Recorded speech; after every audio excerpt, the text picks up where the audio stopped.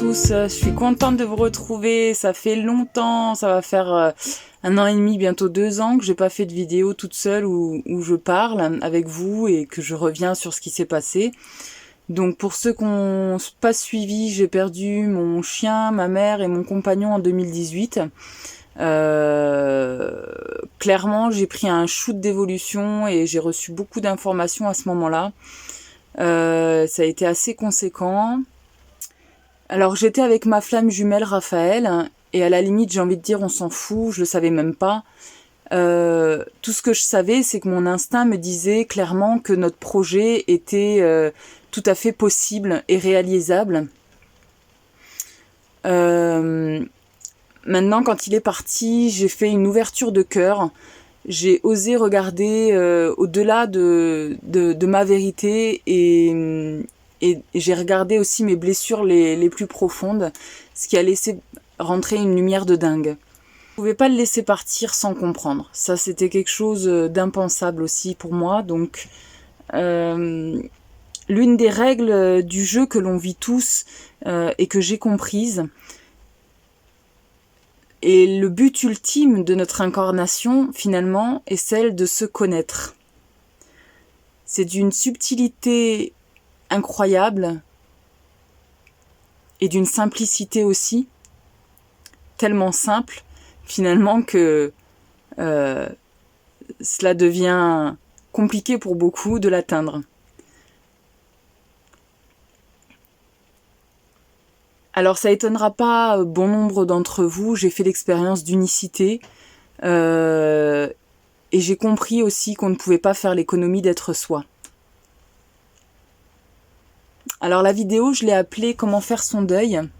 J'ai pas la prétention de dire à qui que ce soit comment faire son deuil. Je peux vous ramener seulement ma compréhension, ma vérité. Et à mon sens, il n'y a pas de deuil à faire. Son énergie est toujours là, et il n'y a rien à accepter par rapport à sa mort physique. Parce que quand je pense à lui, j'ai toutes ces émotions négatives qui sont là, qui est le pile de la pièce, qui laisse exister la face, c'est-à-dire mon amour pour lui. Et quand je ne pense pas à lui, je vis ma vie normalement, avec toute la joie intérieure qui me caractérise et m'habite. Ça a été pas évident pour moi d'arriver à le mettre en mots aussi, pour vous. Et encore une fois, c'est d'une simplicité incroyable. Le plus dur pour moi à l'heure actuelle, et suite à cette ouverture de conscience, c'est d'arriver à retranscrire ce flot d'informations reçues auprès de tous, et aussi d'assumer ce que je suis devenue dans ma profondeur. Là où ma vérité n'est pas vérifiable, prouvable et comprise de tous. Pour autant, elle est tellement plus facile à vivre et remplie de sens. Mon seul mentor fut l'écoute de ma personne, mon instinct. C'est au moment où j'ai vécu le pire que j'ai reçu le meilleur. Et je tiens aussi à remercier tous ceux qui m'ont ouvert leurs portes cette année.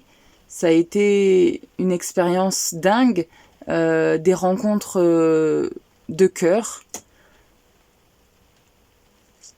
Il a laissé un vide intérieur immense. Et c'est dans ce vide aussi que se trouve la voie vers soi. Je reviendrai prochainement pour faire d'autres vidéos. Là, c'est une petite vidéo courte pour vous souhaiter aussi de bonnes fêtes et pour cette année 2020 qui va arriver, je nous souhaite à tous de continuer à être à l'écoute de soi et uniquement de soi. Je vous embrasse et je vous dis à bientôt pour de prochaines vidéos. Bisous.